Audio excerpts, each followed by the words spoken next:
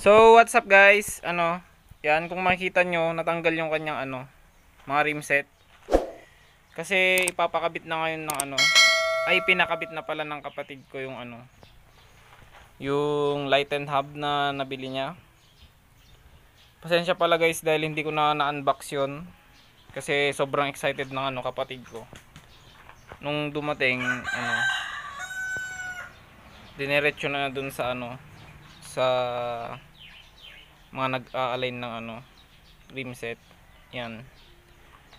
So update ko na lang kay mamaya guys kapag dumating na yung kapatid ko. I-install na din natin kaagad. So yun guys, mamaya na lang.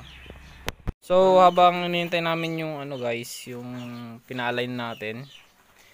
Bale kakabit na natin 'to.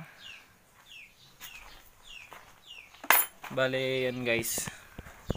Ito, tatanggalin na 'to. Kasi yung stopper is dito nilalagay. Ito na yung magiging brake panel nya, lightened din. So yun, kakabit na natin. Yun guys, tinatanggal na ng kapatid ko yung brake panel bracket, tsaka tong brake panel na rin. Bali ito guys, ililipat natin doon sa hub na pina-align natin.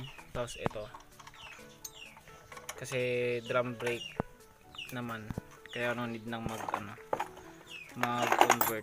Plug and play na lang yan.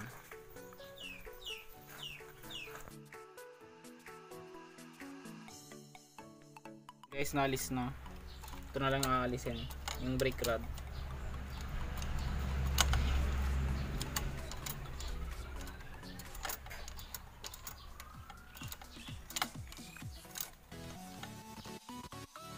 Ganyan yung pagtatanggal ng brake shoe guys.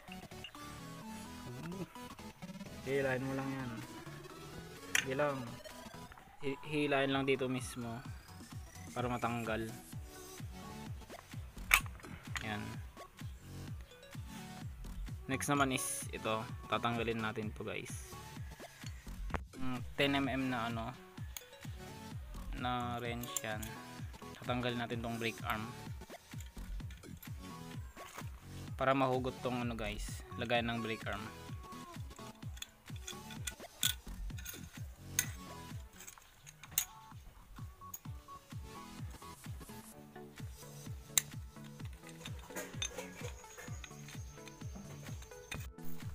Pagkatapos natanggal yung brake arm guys, yan tatanggalin tong parang pin, yung guide nya.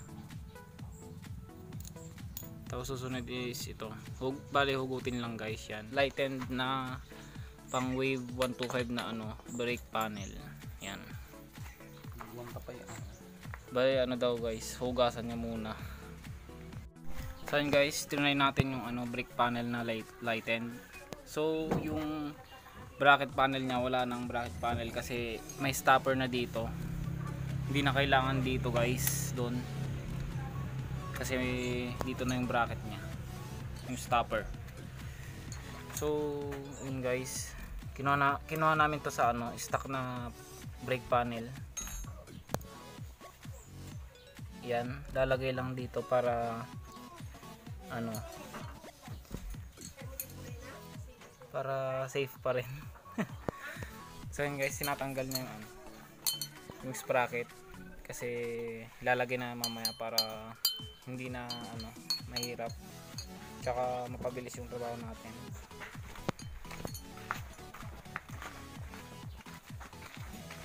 Ito guys yung stock na brake panel bracket. Ito yung kailangan guys na ilipat dun sa hub, hindi dun sa panel natin. Tapos yung brake arm stock pa yan guys. Bale papalitan natin to pag may budget na tayo. So ito rin yung guide, tsaka yung brake shoe. Yan, pwede pa naman yung brake shoe natin bibilad lang natin. Yan. Mamaya ulit guys, update ko kayo pag meron na yung yung rim set. Ito na yung guys, mga lock. Yan. tayo na lang natin yung ano, yung pinaline natin. So mamaya na lang guys. So what's up guys, yan na yung ano, yan na yung rim. Yan, salamat pala kay ano, Jervin, shoutout sa'yo. Oy. Ano yan? So yun guys, lalagay na natin. Guys, yan yung stock na ano, hub. Bale, ilalagay din natin ito pag ano, pag ano, trip natin. Pero ito muna guys, lilipat lang natin tong ano, mga goma ito. Yan guys, yung goma yan. Yan, tapos ito. Ito, dito. Yan. So tara, umpisan na natin. So yan guys, tinatanggal na yung ano, yung mga goma.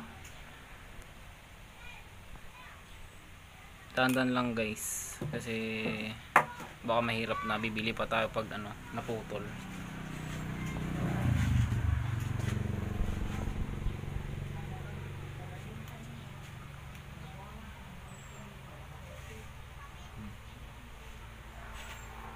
Yan, yung isa naman, nasaan yung isa? Yan, dali lang yan tanggalin. Yan guys, lalagyan na natin pong goma dito sa lightened hub.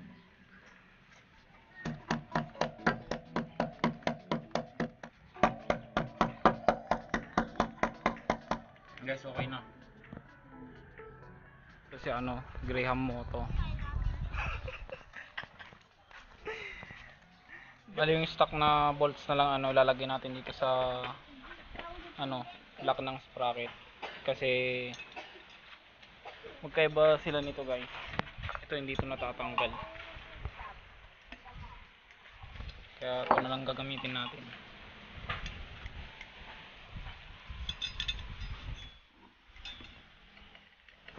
Mukhang ulan na naman guys.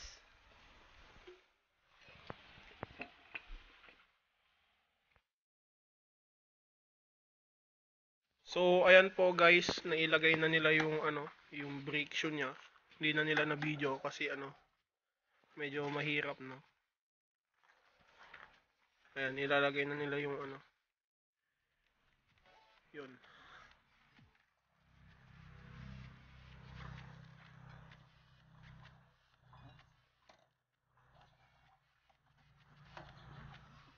Katampay lang ata ano eh. Ay ganun.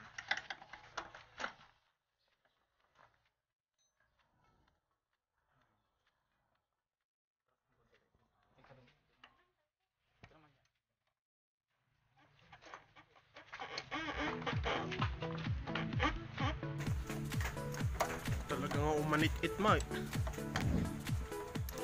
So ayan po, naghahanap sila ng mga saktong spacer. Share ko lang. Muna nila na. Oops, may sumilip.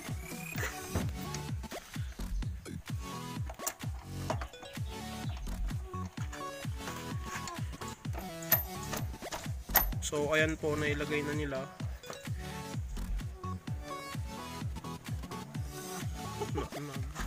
The fuck? Dulat ha?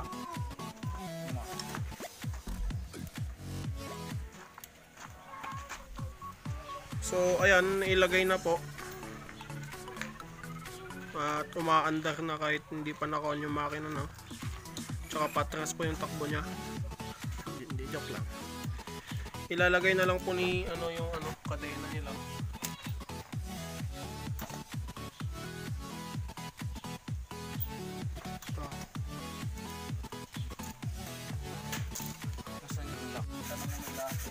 So yun guys, nilagay na dito sa likod. Yan, ginabi na tayo guys, tingnan nyo. Yan. Next is dito guys. Ito. Ginagawan lang namin ng ano, na spacer kasi hindi nakasya tong ano dati. Ito, kung nakikita nyo, yan. ginawa na lang namin siya ng yan alloy. Pinopa namin dun sa dating ano dito sa dating ano manubela ng ano XRM pa dati.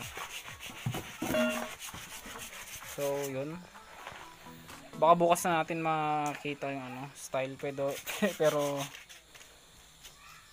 try ko ba yung ano pakita sa inyo guys. So ito na yung ginawa ng kapatid ko guys, nag-cut siya doon sa dating ano dating manubela. So yan, lalagay na natin.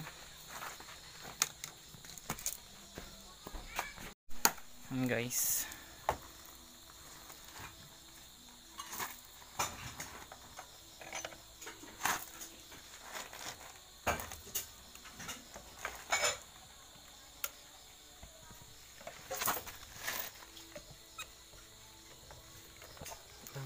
oops.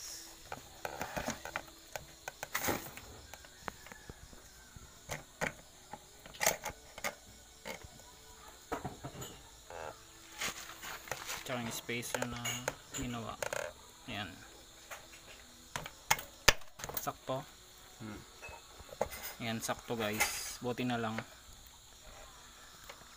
Pero bibili din tayo ng ano, hub and mile ng pang wave pag may budget na guys. Yan, hintayin nyo. Na-install yung ano, yung light and hub. Yan. Gabi na guys, kaya bukas ko na lang ipapakita sa inyo yung buong ano, motor. Yan. Yan, light and hub. OEM pala yung ano guys, yung brand nito. Bale ano, stock siya na linighten, kaya matibay pa rin. Yan. So bukas ko na ipapakita yung ano, buong view ng motor. Papakita ko lang sa inyo yung ano, yung hub. Yan. Yan yung style niya guys, yung pagka-lighten. Ito naman tayo. Yan. Ito yung sinasabi ko guys, na di na kailangan ng ano, yung stock na stopper, kasi ito na yung ano, sisilbing stopper niya. Dati dito ko siya linagay yung pang stock. Pwede naman sa pang stock guys. Tsaka ganyan, na pang wave. Kaya nga dual purpose siya guys. So yun guys, sa likod. Dito naman tayo sa harap.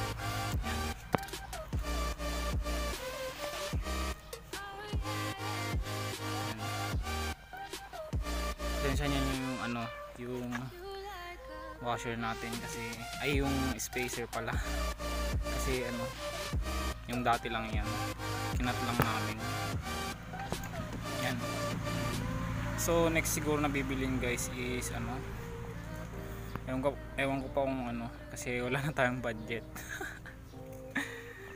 So yan lang guys, diyan magtatapos ang ating video. Don't forget to like, comment, share, and subscribe mga boss. Yan. Maraming salamat.